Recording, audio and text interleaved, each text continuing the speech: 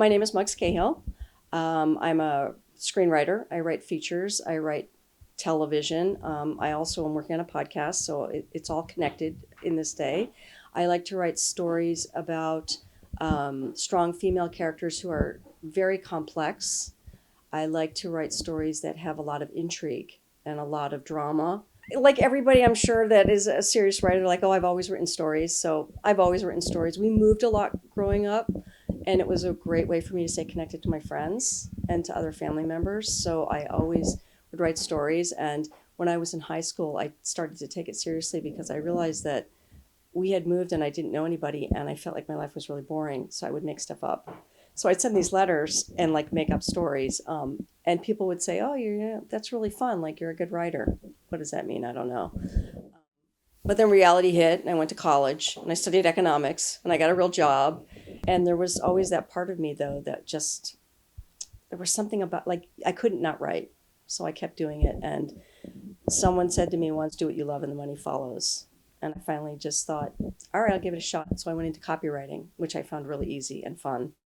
And then 30 seconds became 60 seconds. And then I thought, well, I want to do something really longer. And then I wanted to do even longer. And so I started telling these stories, and it just became screenwriting. And I cannot imagine not doing it. Like, even if I never got paid again, I would still write every day. There were so many times where I thought I found my voice. Like, I wrote something like, this is it. Like, this is me. And then I'd write the next thing. I'm like, maybe that last thing really wasn't me. So I think I'm still finding my voice. But for right now, in the moment, I really leaned into not being afraid of who I am and what I've experienced. That's been really important. It's really a personal journey. And I mean, that's really what your voice is, to like not, I never consciously wrote something that I thought, oh, I'm going to write this because this is going to sell. And it was not me. Like, everything has a little bit of me in it. But I started to realize the whole picture. Like, it's not just who I write about or the experiences I write about or where they take place. There's really something personal in there for me. And I feel like my stories are stronger the more of me I put in there. And you may never recognize me in a piece, but I do. And that's would be my voice. So yeah, it's really hard to explain to somebody. Right. You know, how do you find your voice? I don't know the answer to that. Years of experience, I'm not afraid of things anymore. Like, I'm not afraid of what people think I say or do. I think I'm a good person, so I lean into those parts. I don't write horror. I respect people that can. I don't think I'd be very good at it because it wouldn't be genuine. Because I don't like watching it because I don't like to be scared. So there's just certain things that I wouldn't write, and I really respect people that can because that's their voice. For me, finding mine or leaning into it, I like stories about women. I like stories telling a perspective of something that maybe everybody experiences, but a strange twist. Like, that's, to me, is finding those stories. I was thinking this morning, like, how do you, I knew you were going to ask about voice, so I was trying to think of a way to explain it. It's almost like there's a great story about a bank robber, and you give it to 5 people, and so how is that story exciting? That's your voice. Like, for me, that bank robber would be a 1980s female detective from Boston who was hiding her sexuality, and nobody knows who, and she's the first female detective, and she falls in love with a mafia princess. There's a crime story. Nobody else is going to write that, probably. So, yeah, I just try to lean into those moments of things I remember. Yeah, it's really strange, and I don't know if I can even answer why, but To Sir with Love with Sidney Poitier, I remember seeing it really when I was very small on television, and something really resonated. I think it was the music. I think it was the time. I love that period. I think it was the characters. I feel like that's a lot of me. Like, there's a lot of, I'm obviously not a person of color, but I'm someone who felt like they never really fit in where they were. And that's what I take and bring into my stories, I think. So there's something about that movie that just has always resonated with me. That and The Producers with Zero Mostel. I mean, it's just, yeah. Why? I love research. Okay. I love listening. I'm the kind of person that will get on the bus and not know where they're going. And I did that once, and I ended up in South LA. And it was fascinating because at the time, people didn't have a lot of cell phones, and I would just take notes and conversations. I will go to the Grove and sit and write conversations of what I hear. So the world building is all those pieces of things that I've seen. But I also just love to read. I love to ask questions. I'll admit this. I wrote Nantucket, which you're familiar with. I've never been to Nantucket. And people will say, wow, that was like so like I felt like I was there. And to me, that's like the greatest compliment, like that above anything. When I wrote Juke, I lived in the South, so I took those experiences. But I mean, I wasn't around in the 40s, but it's the authenticity of it's just listening to people, really. I've had a few people interested in it. It's been really tough, honestly, because it is such a passion for me, which I am willing to bring, collaborate with people on it. But I've heard so much like to write a story like that, to sell a story like that, you have to have other scripts. I've written a couple more. I've written the second and the third episode because people have said that's what you need to do. It's tough. TV is really tough without having, other credits and a track record. Yeah. So I don't give up on it. I think it's an amazing sample, which so far that's what's really done for me as a sample. Will it sell one day? I really hope so because I think I love it.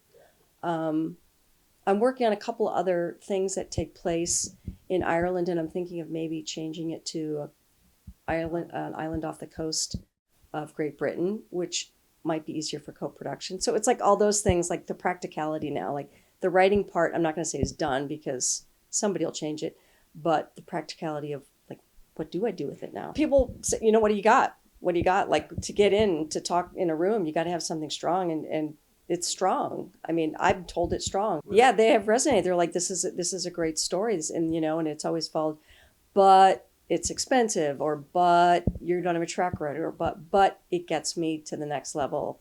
And then they say, what else do you got? Or they, I say, what are you looking for? And, and the audio recording, the table read, thanks to all of you guys that I have, I've taken snippets of that, and that's gotten people's attention too. Like people don't want to read sometimes, but if I'll send them, 5 minutes of that, all right, yeah, I'll call you back. In addition to the pitch book, if you have something, a moving image or actors already, yeah, absolutely. It is different with everything, even between television and features and who I'm talking to. It's always different. Like there are so many formulas, like start with a question. And sometimes that works for me and sometimes it doesn't feel genuine. Start with who you are. Sometimes I end with who I am because it's like, that's the part like, oh, that's why you wrote that. And then they remember what I wrote. So there's so many formulas, and I really think the best advice I could give is whatever works for you. Like truly, like some people say, oh, you never told us what the comps are. And some people are like, never tell me a comp because then it's pitching's, you just got to, again, genuine. You just got to be who you are. You do your best and it's like, well, I did it, or, well, I failed that one, but it's not like, oh, I want to have an Oscar speech or something. That'd be really cool because there's people I'd love to go, hey, how you doing? That'd be things like that are cool, but I think my loftiest would be, there's a project I'm working on now, a feature, and I would love for it to get made. That's like if that got made and nothing else ever happened, like, because I feel like that would be one, like one day people would go, wow, oh yeah, she wrote that. That would be so cool, Yeah, that'd be really cool.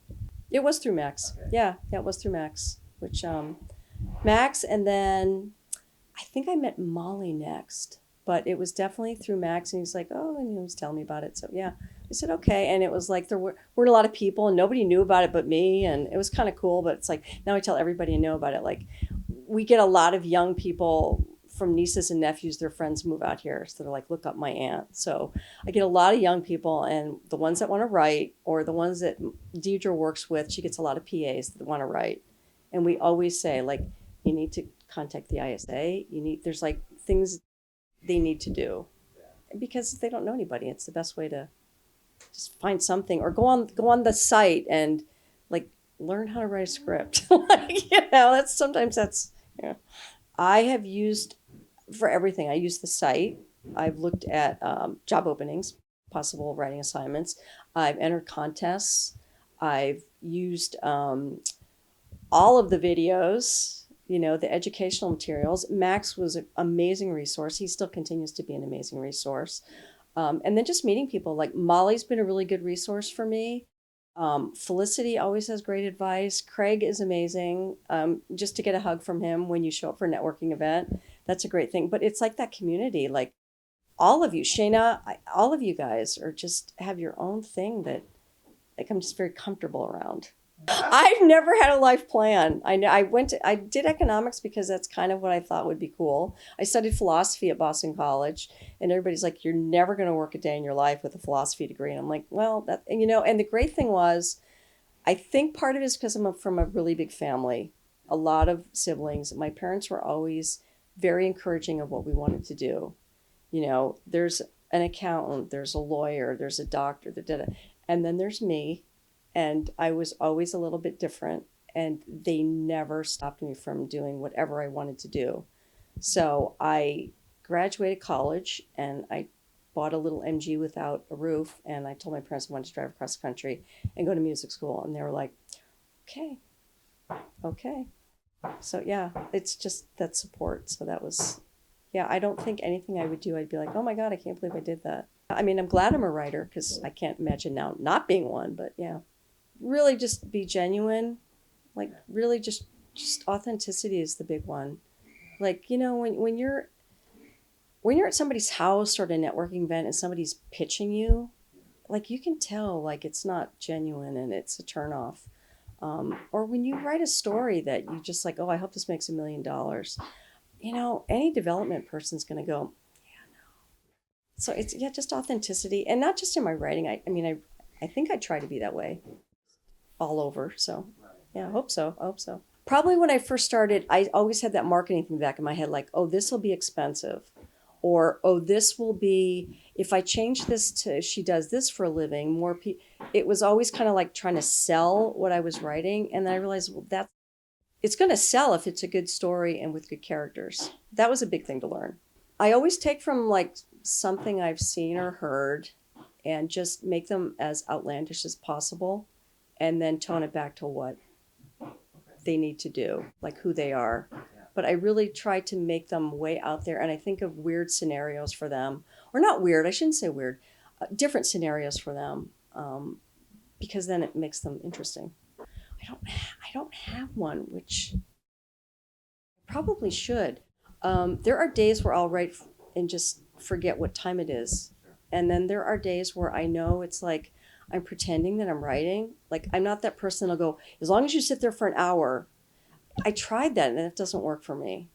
So I always carry a notepad and a pencil or a pen. And wherever I am, I take notes. And then when I sit down, I go through them and I'm like, this was silly. Or yeah, I don't have a ritual. I feel like that's a little of my voice too, because that's a little of my personality. Like I don't like to feel like I'm stuck somewhere. I try to write every day, but I also don't kid myself that I'm writing every day. Yeah. Okay. That's a difference. And I don't like Monday through Friday. Like I like to have Sundays where Sunday is Sunday, or I used to, but sometimes for me, fun is writing. So that's fun day. Right now. I'm not even kidding. Yeah. I think about you when you first asked me about success, I'm like, oh, I did this and this. I'm like, but what did I do like yesterday?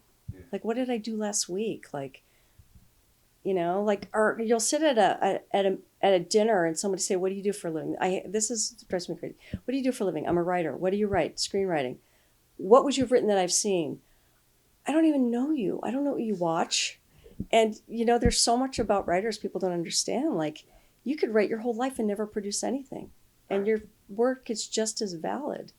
So maybe that's part of the imposter syndrome, like because you don't have something on the screen. Are you really as good as you think you are? But then when I think about it, I'm like, yeah, I guess I am, because there's things that I don't think are very good that are produced. So I think for myself, I have it. For advice for anybody else, like you don't worry about it. Like, there are no imposters. If you love what you're doing, you love what you're doing. I found that when I was struggling, it was something personal, and it would be like I'd make it about my writing. And through a lot of work, honestly, and some writing people that I've met, Jen Grisanti, yeah, through Jen and a lot of work I did with her writing work, I started to realize like that those moments that I thought were really hard writing were hard for me personally. So I channeled that into my story. And I started to realize that's where my voice is being found. Like those are those stories. And even if they're funny, they're painful, but they're funny. She's meant everything to my writing for sure, and to me personally. She's meant a lot. I consider her a friend. I don't see her very often, but it's like that kind of person you hold in your heart. Writing wise, we were talking a little bit about authenticity before, and that's what I mean by that. Like, she to me is the deal. She's the real deal. She's authentic, and she doesn't pretend that you're going to be this or that as a writer. She gives it to you the way it is, but she gives it to you in such a way that you're like, you can take it, and she really makes you. We had this joke once. We made up this song, some writers and I, and it was, you're not a writer till Jen makes you cry. And she laughed because it's like we all were there, but it's, that's how you find your voice. It's like going through the stuff. And yeah, so she's meant everything on a personal level, because that then of course is my writing. It's the same thing, which is key. Like, people can teach writing, but you can't teach who are you. Yeah, when she'll post like, oh, I saw this show, like it's in my queue immediately. Like, I'm gonna watch it. I love Max. Max is like a brother to me. He absolutely is. He is another one of those ones too. I'll send him, he's worked on so many of my projects with me and just been really helpful, especially early on, because it's almost like he understood, like there was something there, like I wasn't getting it, but like I knew I wanted to write, and he got like how to get me to where I need to be. And I almost feel badly sometimes, because I think he did like such a good job helping me that I don't call him as much as I should, because I'm like, oh yeah, Max would say this, so I just change it, and he's probably like, no, you need me. But yeah, so yeah, he's one of those people too. And I've worked on TV and features with him. So I think more features probably, but yeah, he really gets like, I did this one project about disability, which I really liked too. And it was like, he was in it. I was really fortunate because I was taking a screenwriting class, and I met Max through that. And we just kind of clicked. And he read some of my things and gave me some notes. And I thought, wow, like I didn't even think of that. So I knew him very early on, before he even came to the ISA. So I trusted him once he transitioned over there and has done more consulting and things. Like, I would absolutely, like, I just know that he can read something and go, this is not working, or keep this. I like to just crash and burn. Like, I will take as many notes as possible, and I read them a few times to see the similarities, because like people say, not every note is applicable. So if, 90 people say one thing and one person says the opposite, I'm going to probably go with the 90. But then also I think I'm really good about, and this comes from copywriting, I'm really good about finding the note within the note, I think. So many times people can't articulate what they mean, and I never take anything personally. Never, because copywriting is brutal and it's mean, and there is no holding back. Like, you suck, this is horrible, red X. So it's like, okay, whatever, it doesn't bother me. So I will look at all the notes, and then I will almost do like just paragraphs of the parts I want to change. Then I slip them into the script and kind of go from there. Maybe I've told you the story because it makes me laugh every time. One of my first copywriting jobs was for Disney in Florida. I went to Florida, and I did a radio script, and it was for a new ride. And I got it back. I was so proud of myself. It was and it had a big, literally red X through it from the head of marketing, and it said, "This is juvenile." I'm like, this is Disney, like it's supposed to. I was so confused. But then I started to realize what he meant by that. But that still makes me laugh. I was like, all right, whatever. I don't do it as often. I used to do it more as a judge of like, is this pretty good, or do I need to work on it? But there are a few that I still will, yeah, because and even if they don't even place anywhere, I do it simply because I think it's important, truly, for marketing. I think it's important for a writer to be able to say, like, hey, I got semifinal. Hey, I got final, because people look at that. It's like copywriting. Like, did you win a Clio award? Yeah. Oh, okay, then you're legit. All right, whatever. You're no different, and it can help your morale. There's like the top 5 or top 6, which you kind of get to know. Like, I would be really proud to win that, or I would be, I know, like, this X person is going to read this if I place, and it's, you got to do your homework. Like, I mean, ISA is pretty good about that. Like, hey, if you win this or if you place on this, XXX is going to read your, well, yeah, that's legit then. That's important. Like, if you want to write, then you can write. Like, you may not be the best writer, and you may never sell something, and you may never win a contest. Nobody may ever read it. But if you want to be a writer, then you're a writer. And the first step is you have to say, I am a writer. Like, a lot of people will say, oh, I'm a writer, and they never do anything about it. So if you want to write, you have to sit down and you have to write. And once you do that, you can call yourself a writer. So that's my advice, or inspiration, I guess. No, I guess they're not the same thing. Inspiration would be, for me, inspiration is just listening to people. Like, just really, yeah. Like, I get inspired by people who are positive. But I'm also inspired by people who are not, because I know what I like not to do. Oh, yeah. So, yeah. Like, if you want to be up, surround yourself with other people. If you want to be a good writer, surround yourself with writers. That's the best advice. Like, why do things like ISA exist? If you want to be a writer, you have to read scripts and surround yourself with writers.